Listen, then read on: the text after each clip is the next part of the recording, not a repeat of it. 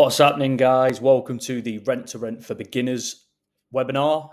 So, if you're completely new to this strategy, or even if you're involved, you might pick up some pretty good ideas. But yeah, I just want to give you a rundown of how it all works, how to start, tell you who I am, and just help you make a decision. Really, because I get a lot of people messaging me that are supposedly already doing rent to rent, and they're asking questions that, in my opinion, they should already be well aware of before operating. So, yeah, my purpose with this really is just to give you an overview of how the business works and give you the information you might need to make a decision if you decide to go forward with this strategy. So, first of all, my name's Declan. I had still have a rent to rent business back in the UK. So I'll start from the beginning. So I was working in construction as a site supervisor. Um, Decided that, I mean, if you live in the UK, then you probably know the weather's not the best all year round. So working in construction, it was pretty miserable for 6 months of the year. And I was chasing something different. I've always had an interest in property, and I thought, what can I do to get involved in property without having to save 25% for a deposit on a house. So I started doing some research, came across the rent to rent strategy, which I'm going to go through everything with you. But overall, for me, it's the best beginner strategy to go for. You need less money to get started. It's pretty easy. Like you will have difficulties along the way, but overall, for somebody with no experience, it's pretty easy to get into if you've got the right guidance. And that's what I decided to do. So I started building it alongside my full-time job, which was hard. Getting property set up after hours and over the weekends and stuff. It's not always going to be easy, but short-term loss for the long-term gain is what it's all about. So I managed to build a portfolio of 10 rent-to-rent properties within 12 months. Wasn't the easiest task by any means. And during that time, I spent a lot of money on different kinds of mentorship to make sure that I was keeping up to date with everything, because scaling that quickly whilst you're working a full-time job is very difficult. It's easy to get the properties once you've had your first one, but to make sure that the back end's all tied up, it's not very easy. So I had a lot of guidance along the way. After building the 10 property portfolio, I quit my job, quit my full-time job, and I went full-time into the property business, which I quickly realised I had a lot of spare time on my hands because I'd built the business around working a full-time job. I'd not really accounted for having a lot of spare time. So I'd automated a lot of the business, which was awesome, obviously. But yeah, when I quit my job and went at it full time, I realised that I had a lot of spare time on my hands. So I developed a coaching business to help people do the same as what I've done, which has been very successful so far. I've worked with over 80 clients from all over the UK to start and scale their businesses. A lot of them have over 4 properties now. They're managing portfolios for other people. A lot of them have even gone down different routes. They're now doing developments and stuff like that. So really great to be a part of that journey, and I absolutely love doing it. I now live in Australia. I've moved over to Australia. I've been here for just over a year now. Like 13, 14 months. Just wanted to experience a different lifestyle, get away from the cold weather of back home. And yeah, I just do this full time now. I'm looking into other avenues like gold trading and stuff like that as well. But this is my bread and butter. So that's me, and I've already covered what I want to go through. So we'll move on. So this is just to show what you can make and what it can give. So on the screenshots of the payments, These are bookings that I've had through my business for the Airbnb side of things. Obviously, some of them not too impressive. The 725, the 915, 863, some standard payments there. And then you've got some bigger payments of 5,700. That was for a month. The rent on that property was £1,000, and the bills all in were no more than £500. I think they were about 420 for that at that time. So a hell of a lot of profit on that one. I don't really like showing the numbers because that's how people sell courses and stuff, and I don't believe in it because everyone can get hold of a big number that probably comes once every 2 years, and people are like, oh wow, they're getting them all the time. So I want to be very open. You won't get bookings where you're making £2,000-3,000 profit a month all the time, but you can consistently get £1,000 profit per month from one property and more. You can get more. It all depends on your area, your target market, the standard of the property. All of these kinds of things are obviously going to play a part. But all of my properties have made a minimum of £1,000 profit per month, which you know it's pretty good. Like if you get 4 of them on the go, that's £4,000 a month. That's going to replace a lot of people's incomes. Um, Even less could replace your incomes. It all depends on what you want to gain from it. For me, it's never really been about the money. It's been about the time, having the time freedom, not being tied down to a 12-hour day job, where you can't spend time with your loved ones and do the things that you enjoy doing, I suppose. Um, so it's about finding your why, and what you really want to achieve from it, and that'll help you grow the business the right way from the beginning. That's just a picture of me. That was actually my birthday morning.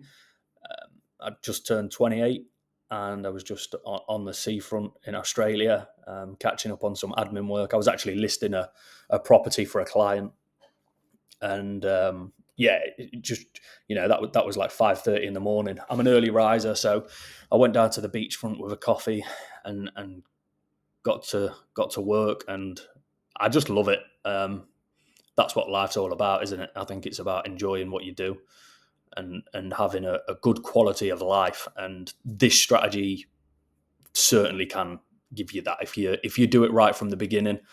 The sky's the limit. So a little bit more into the what is rent to rent side of things. So if you're completely new, then I'm going to explain it. If you're not completely new, sorry, you're probably already aware of this. But so rent to rent, in simple terms, you will find a property that a landlord or an estate agent is renting out, and you will have a contract between yourself and the landlord or estate agent saying that you are going to take care of the management of the property. Then you're going to go into the property, design it, furnish it to a high standard, and list it on online travel agents such as Airbnb, Booking.com, Verbo, Google Vacation Rentals. There's so many different kinds.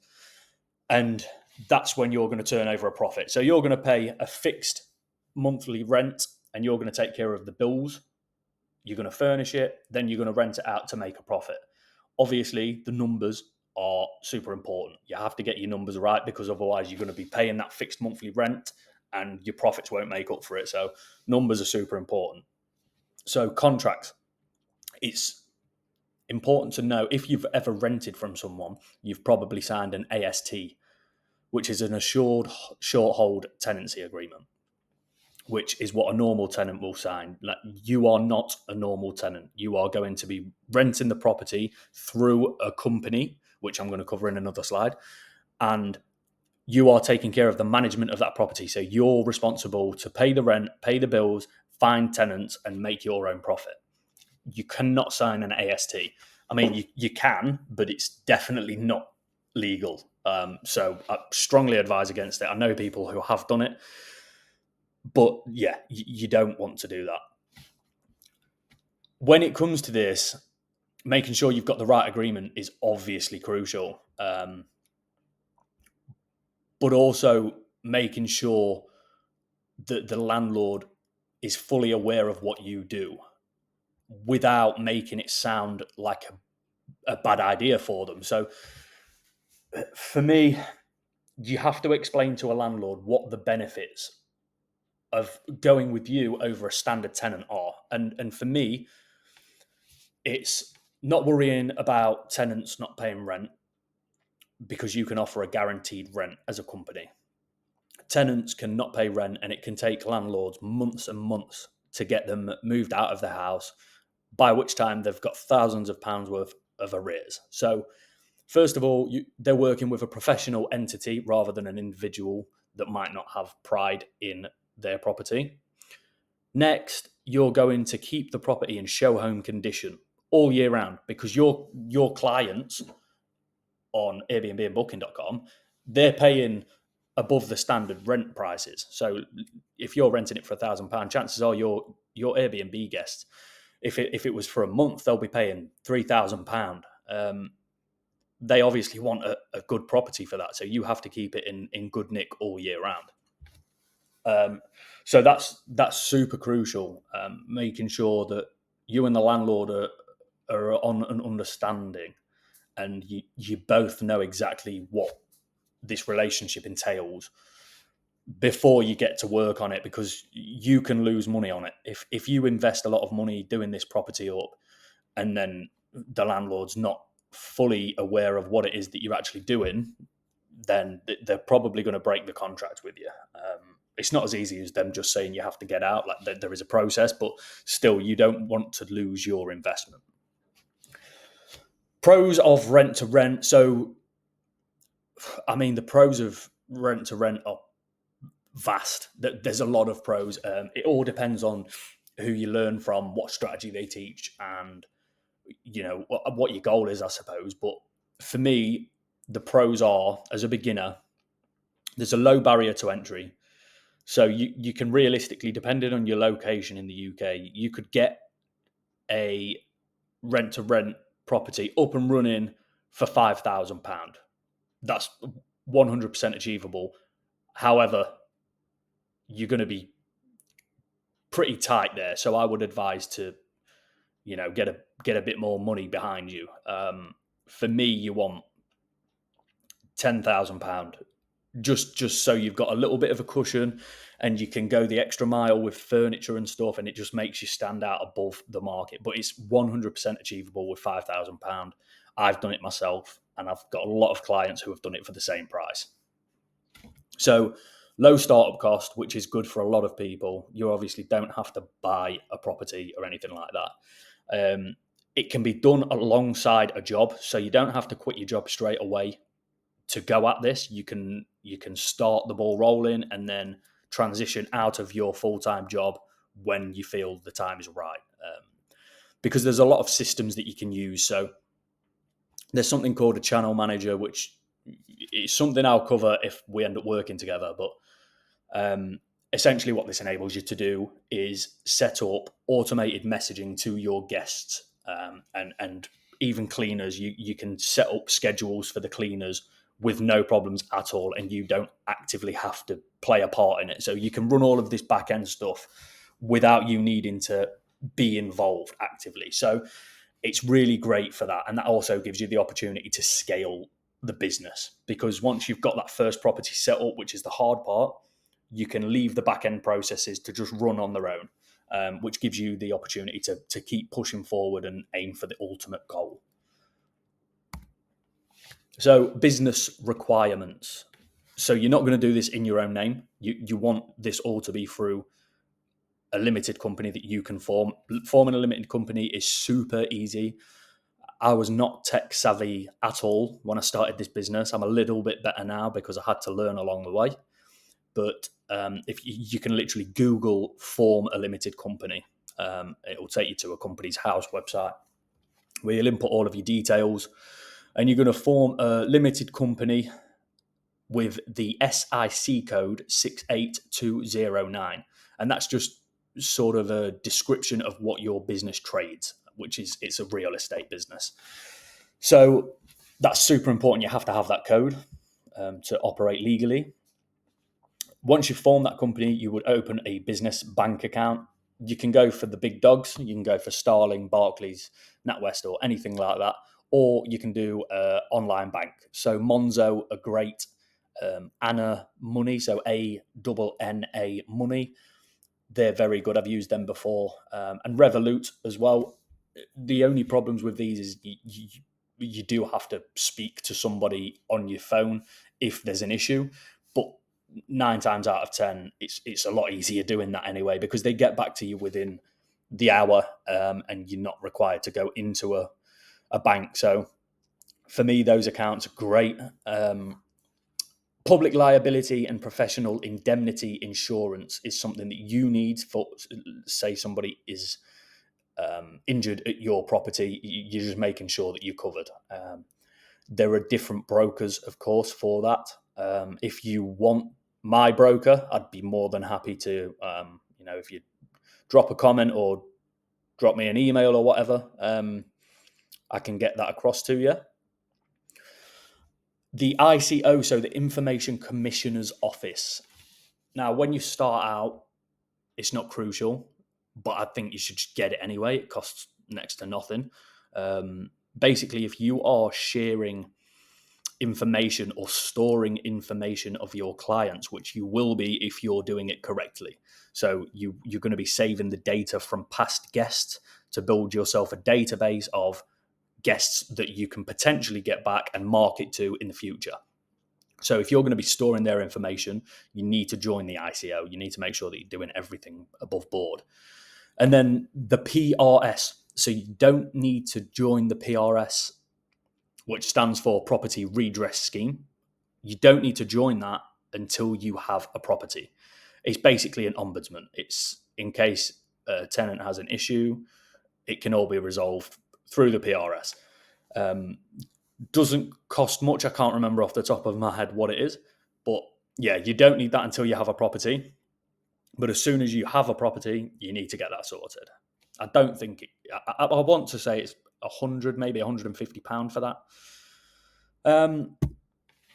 So personal requirements, because I speak to a lot of people in various different stages of their journeys.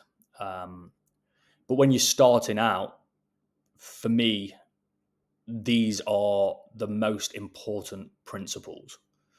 So keep it simple, stupid. KISS. I think it's so easy when you're looking to get started in this to watch 4 or 5 webinars. I'm probably not the first one you've watched, and I'm probably not going to be the last. But what I will say to you is everybody's going to have a slightly different way of doing things. The way I teach my clients is not going to be the same as everybody else. We've all had our own experiences which have led us to do things in the way we do things, and it works. I wouldn't say to my clients that the way somebody else teaches doesn't work, because it probably does work. It's just a completely different way of doing things based on what we have learned along our journey.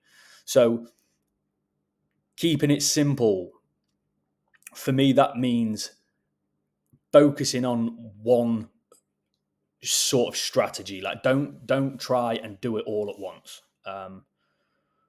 Which is also what put your shoes on before you run mean. Like, don't get carried away in all the details. So when I got my first property, I honestly didn't have a clue how to list on Airbnb or what I should even put as a description. None of this. I literally knew none of it.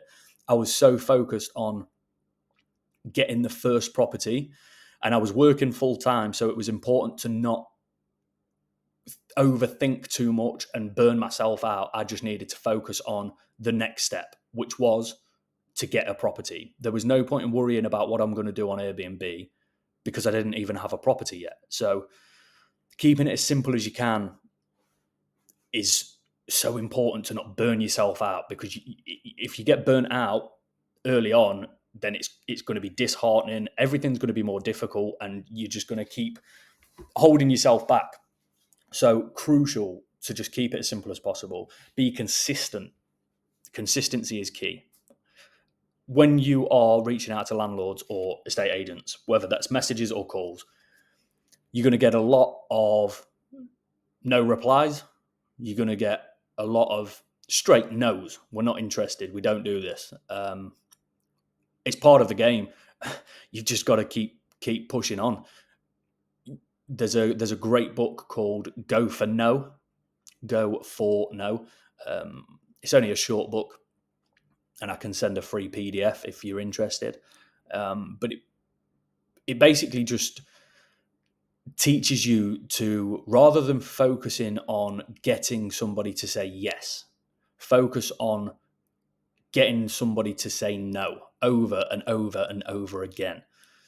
So rather than saying to myself, someone's going to say yes to me this week, like, and then when they don't, being disheartened by that, just say to yourself, I'm going to get 100 people to say no to me this week, because it's a numbers game. And if you're actively seeking out that many people without thinking too far into somebody saying yes, then that's your only goal. Your only goal is to get 100 people to say no to you.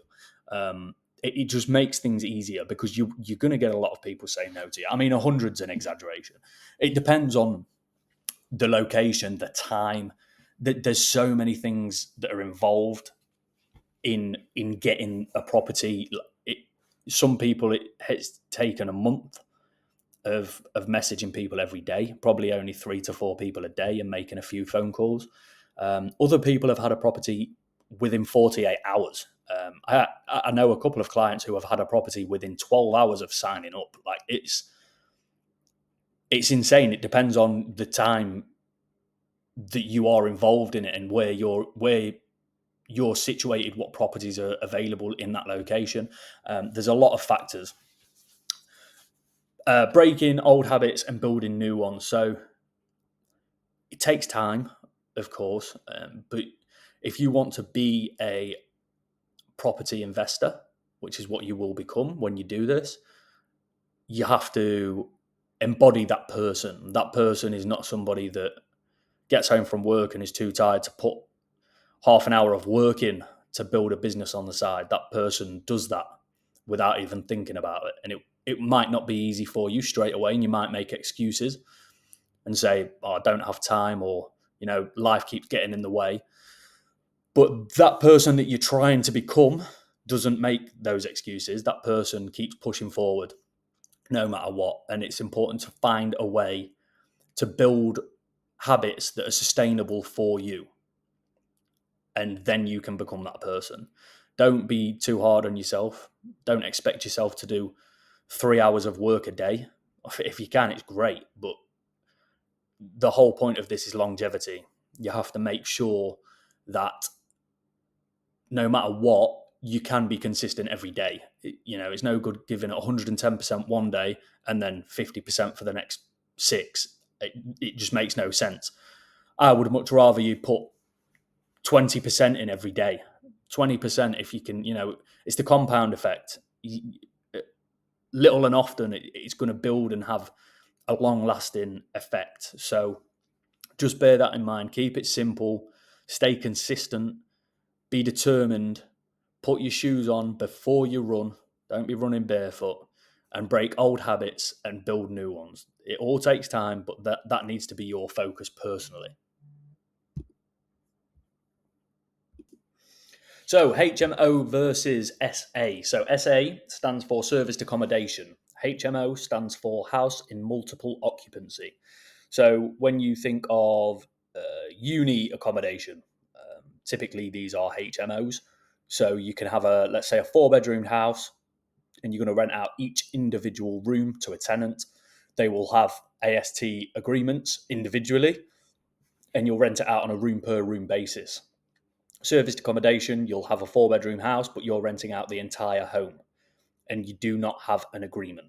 You'll have terms and conditions, but there's no legal agreement that they will have. So yeah, one thing that's important to remember when it comes to HMO is you have to have a license for it. And there are certain safety features in the house. You have to have thumb turn locks and stuff. I mean, you do in serviced accommodations now as well. It's definitely got stricter. Um, but if you're running a serviced accommodation property, let's say it's a 4-bedroomed property that can sleep up to 8 people, you need to check if you would require a license, because a lot of places, if it's over 5 people staying at a property that are from different households, then you are supposed to be licensed as a HMO. So it's just important to understand that. And then strategy wise, the difference between them really is a HMO, it can cost a little more to set up because of the safety requirements, but it's also likely a more consistent income. I don't believe that you will make as much profit as you do with the serviced accommodation model, but because you're going to get people in on long-term contracts, let's say 6 months, if you get all 4 bedrooms filled for 6 months, then you've got guaranteed income for that 6 months.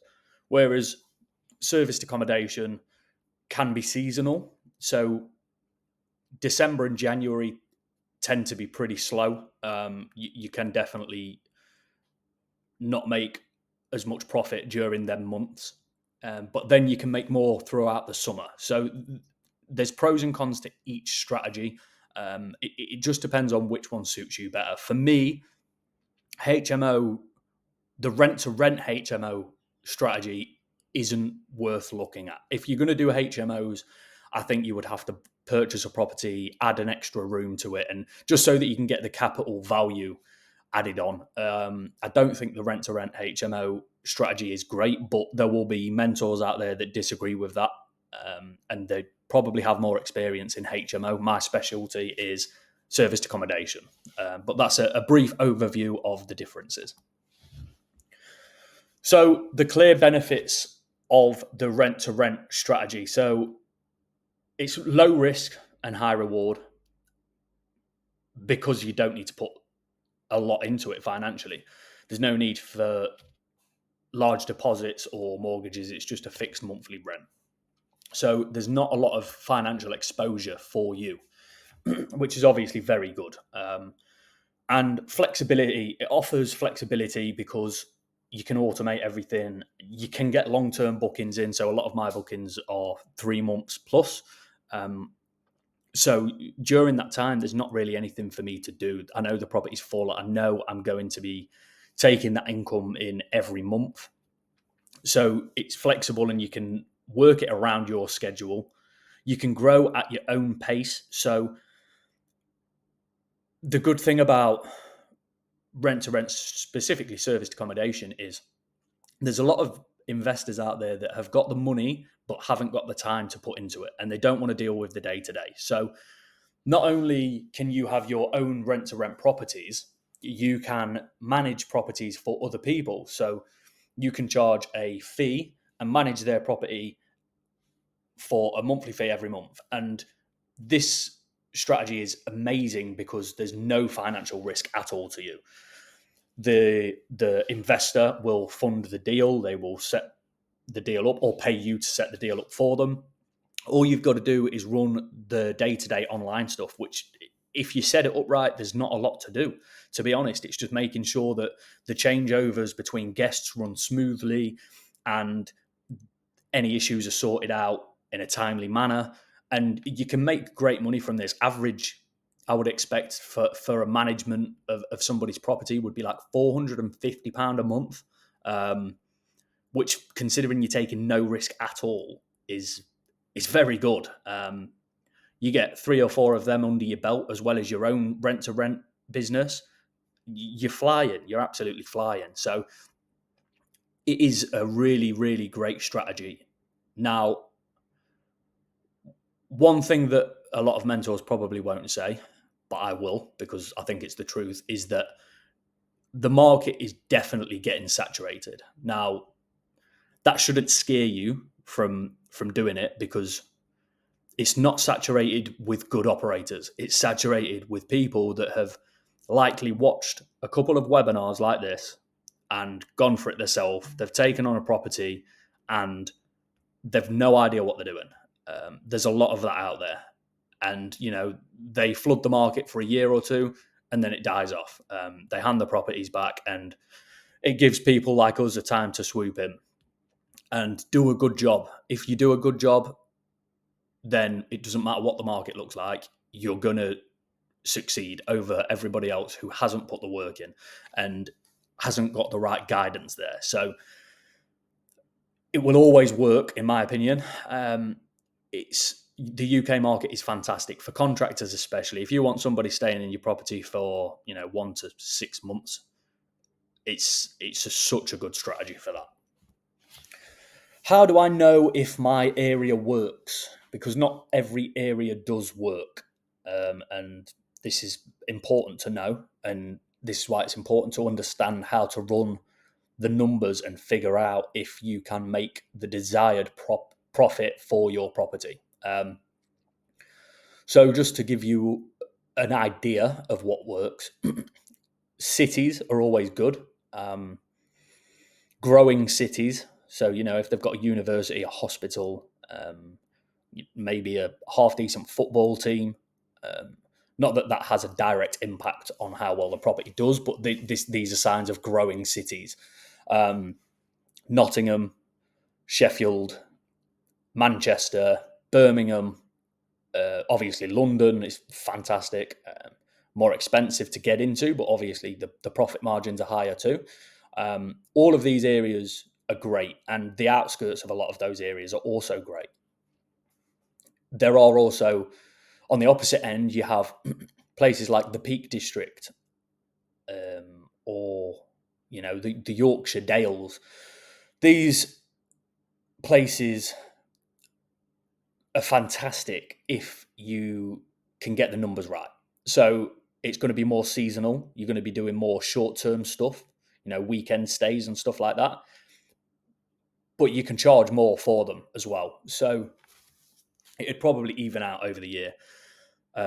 It's just understanding how to find the right area, and then once you've found the right area, find the right property that suits your needs and doesn't cost you an arm and a leg, because that's when you're going to lose your profit margin. So this is obviously something that I go through with on a one-to-one basis with all of my clients,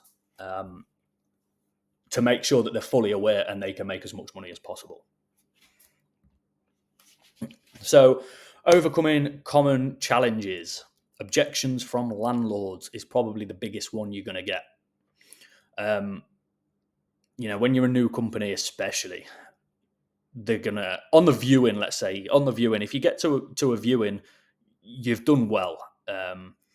That's sort of, you're on the verge of getting it, in my opinion, because a lot of people, if they're not interested, they're just going to shoot you down on message or over the phone. If they let you come to a viewing, they're interested in finding out what you're all about. But they will have questions.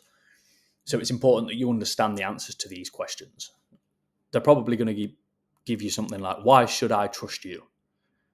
And your answer to that is going to be, well, we have a professional company and it's in our best interest to keep your home in the best possible condition for our guests. So you're going to treat their home like your own home. You've got to have pride in it or your business will not succeed. What if tenants damage the property? You cover that. We cover the cost of that. Our company will cover the cost of damage caused by our tenants. And you're going to take security deposits when people book your property to make sure that if they do damage the property, which rarely happens, then the damage is covered. So you're not going to lose money, neither is the landlord, but you're going to fix it straight away. Legal and compliance issues. So the only thing that you're really going to come across here is the contract. It's making sure that you understand the contract, because when I started out, I didn't fully understand the contract that I was using, and there were certain clauses that were kind of grey areas and left us open to attack, really. If the landlord did decide that they wanted to they saw that we were doing well and wanted to take the property back, which has happened to me before. They sort of let us set the properties up and prove that the business model works. And then as soon as they saw that it was successful, they took the properties back. And the problem was the contract wasn't airtight. So you have to understand the contract and make sure that it's good for both of you. You can't just bow down to whatever the landlord wants because you're eager to get a property. If the landlord's making changes to the contract that you probably don't agree with, then chances are they're not the right landlord for you. Learn from my mistakes. Don't rush into it. So finding the right properties. This is probably the biggest challenge you will come across, because people take pride in their properties, and if people take pride in their properties and it's a nice spec, newly refurbed property, they're probably not going to be jumping for joy to give it to a new company.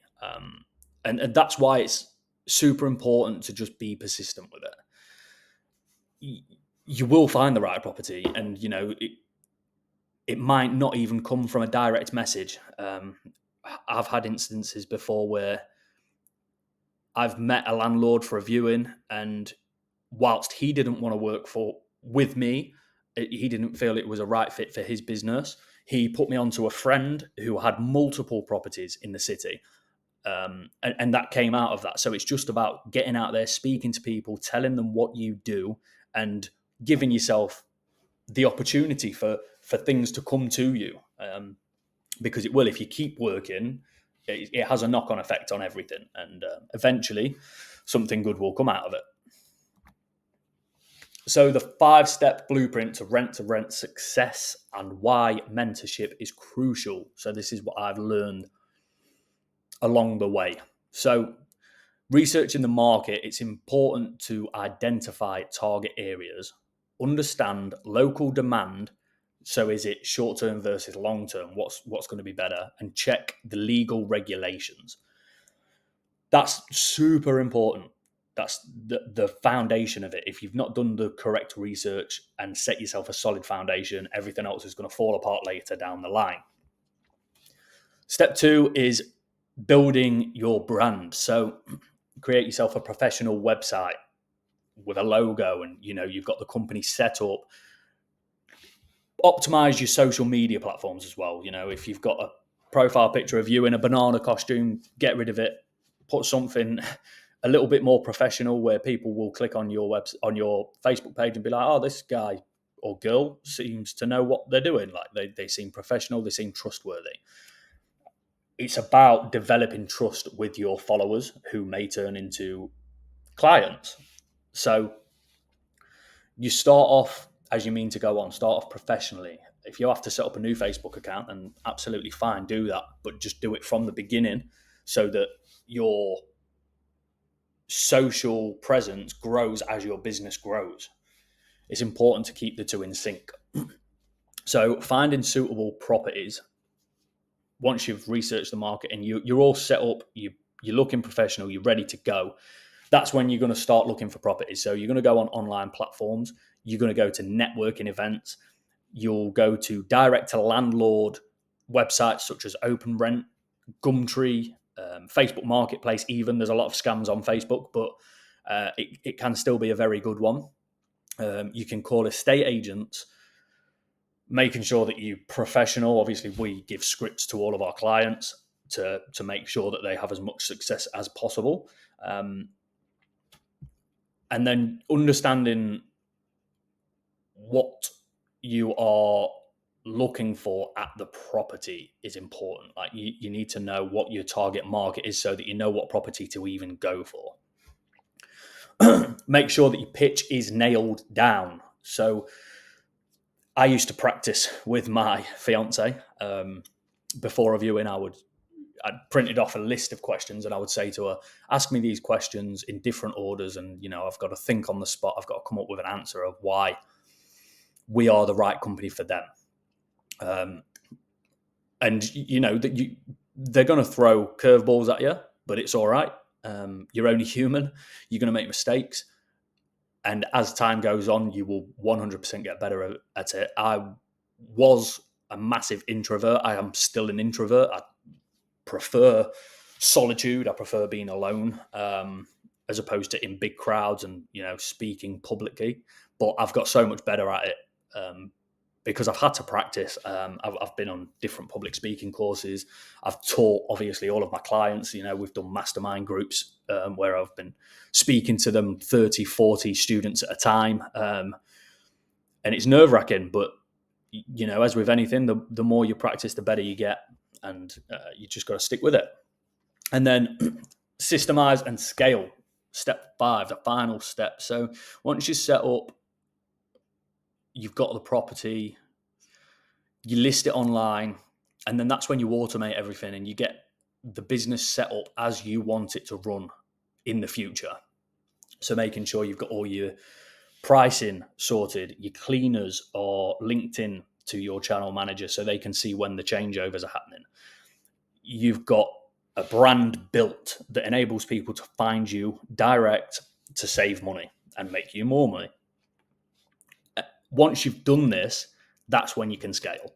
But systemizing has to come before scaling, because otherwise you're going to scale and your systems are going to fall to pieces, and eventually you're going to have to scale back down so that you can build the right systems in place.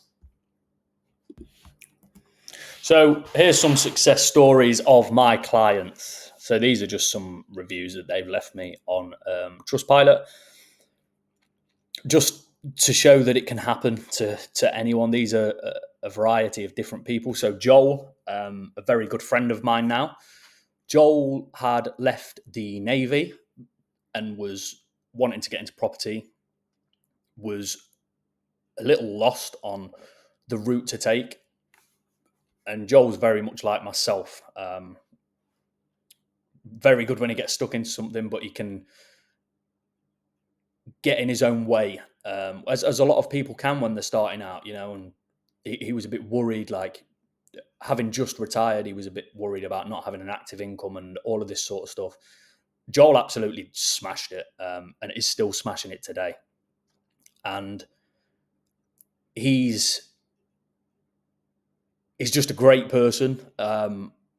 And I couldn't be more happy that he's done so well. He's managing properties for other people. He's managing his own properties. He's also project managing developments for other people. It's just really great to see. And that's what happens when you put the work in. Annie, on the bottom left, she is a hairdresser by trade. She still is a hairdresser. But she wanted to start because she wanted something else alongside her current job. Annie scaled up to 4 properties within a year. It's just people from all walks of life. Obviously, I came from a construction background. Joel came from a military background. Annie was a hairdresser. I've had clients who have done everything, all walks of life. There's no reason that you can't do it other than yourself. I think if you tell yourself you can't do it, you won't be able to do it. But I do believe that if you believe in yourself, you can really do it. We've proved that. So FAQ session, I've pretty much covered everything, to be honest. But I guess,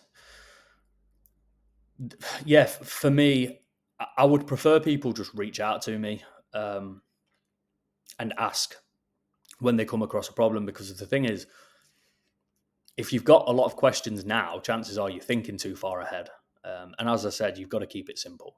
So really anything that I tell you now is not going to be crucial to you at this stage if you're new to it. I think if, I've got an offer coming up on the next page for people that want to join. Any questions you would ever have will be answered in that community. So I'll just get straight to the offer. So this is it. So we've got 50% off our £4,000 one-to-one mentorship program. There is no time scale on how long this mentorship lasts. We will have one-to-one Zoom calls. We will get you set up with all the documents you need, contracts, invoice templates, messaging templates. We'll walk you through setting up your business and setting up your website, absolutely everything. It's currently £2,000 for people that have joined this webinar.